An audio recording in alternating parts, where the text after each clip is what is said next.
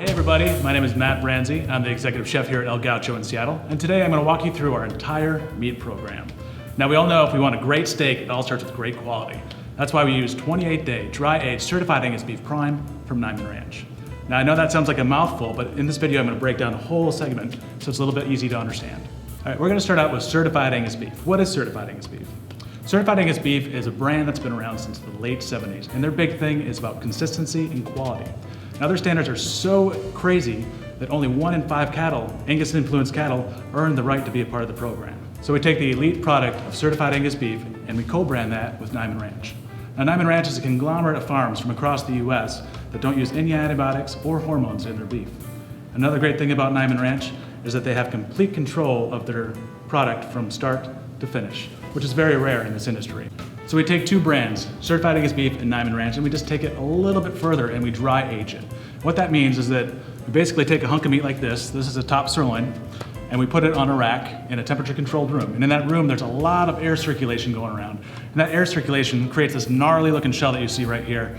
And as gnarly as this looks, there's a lot of beautiful things going on in here.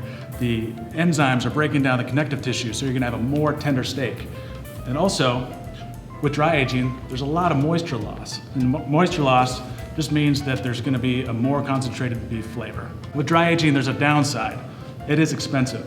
And the reason why it's so expensive is because of that moisture loss. You're losing about 10 to 15% moisture just in the dry aging process.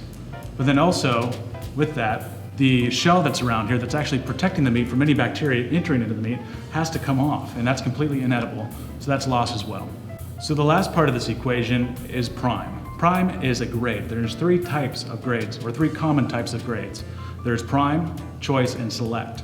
And it has everything to do with marbling. The marbling is, if we were to put it into an equation, it would be fat equals flavor. And the more fat marbling there is, the more flavor there is, the higher the grade. So right here, this is what a prime steak looks like. All right, so the most common question that I get when I do these meat classes is, where is what on the cow? So what I did is this is kind of an anatomically correct section of the cow here. And what we're gonna start with is the top sirloin. So if this is the back end of the cow, and this is the head of the cow, this is what it would look like. We're gonna start with the top sirloin. So the top sirloin is this big, crazy looking piece of meat right here. There's 2 per side. And this is where you're gonna get your baseball top sirloins and your culotte steaks and so on and so forth. And rolling in, as you can kind of see here on the end of the top sirloin, this is the beginning of the New York here. And this is what the section we're gonna talk about next.